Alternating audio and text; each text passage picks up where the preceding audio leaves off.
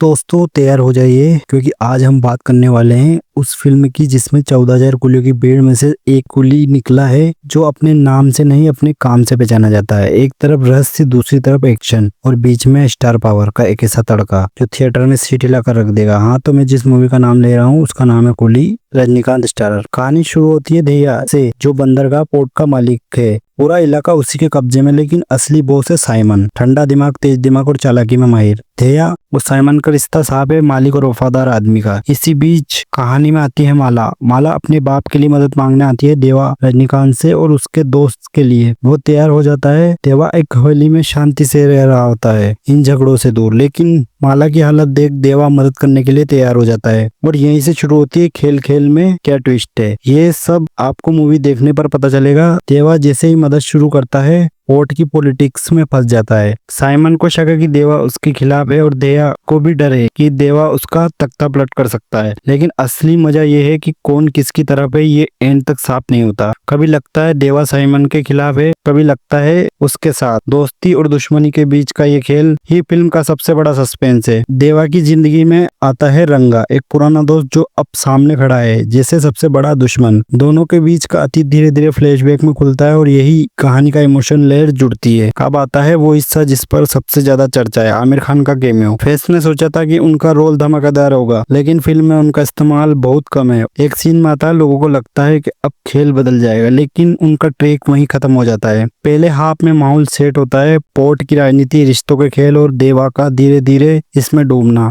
वहीं दूसरे हाफ में कहानी तेज होती है, गोलियां, धोखे, पुराने रिश्तों का टूटना और कुछ अच्छा ट्विस्ट। क्लाइमैक्स तक आते आते सस्पेंस बना रहता है। देवा आखिर किसके साथ है और किसे बचा रहा है। फैंस की उम्मीद थी कि ये लोकेश सिनेमैटिक यूनिवर्स का हिस्सा होगी, लेकिन डायरेक्टर ने साफ कर दिया है नो कनेक्शन। फिल्म में कोई डायरेक्ट लिंक नहीं है तो एलसीयू फैंस को निराश होगा। अनिरुद्ध का म्यूजिक कमाल का है। मोनिका और पावर हाउस सॉन्ग मूवी में परफेक्ट बैठता है। मोनिका आइटम सॉन्ग परफेक्ट है और पावर हाउस भी बढ़िया है। साथ ही बीजीएम पूरी मूवी में अच्छा लगता है। कुली में इमोशन, ड्रामा, पॉलिटिकल, पर्सनल, रिश्ते की खटास मिठास और एक्शन सब है, लेकिन कमजोर स्क्रिप्ट और धीमी रफ्तार इसे पूरी तरह मास्टरपीस बनने से रोक देती है। अगर आप रजनी के फैन हैं तो उनके डायलॉग, स्क्रीन प्रेजेंस और इमोशन मोमेंट्स आपको पकड़ के रखेंगे, लेकिन अगर आप सिर्फ एक टाइट थ्रिलिंग कहानी के लिए आए हैं तो बीच बीच में आपको गैप महसूस होगी। बात करूं रेटिंग की तो कहानी इतनी अच्छी नहीं है कि जितनी उम्मीद की थी। 3/10 मिलते हैं। लोकेश कंगराज इस मूवी को और बेटर बना सकते थे, पर ऐसा हो नहीं पाया। बाकी इसके कलेक्शन के मामले में ये पीछे नहीं हट रही है और एडवांस बुकिंग को देखते हुए ये मूवी 190 करोड़ के अराउंड ये मूवी जा सकती है। बाकी देखते अब क्या होता है, क्योंकि इसकी टक्कर होने वाली है वार 2 से। बाकी ये है कि इसकी एडवांस बुकिंग में वार 2 से आगे थी कुली। करिए दोनों की कंपेरिजन में तो कहानी कुली की थोड़ी निराशजनक महसूस हो रही है। बाकी वार 2 इसमें अव्वल नंबर पर उठती है। अब देखते हैं कल परसों 2 दिन की छुट्टी में मूवी किस तरह का कलेक्शन करती है।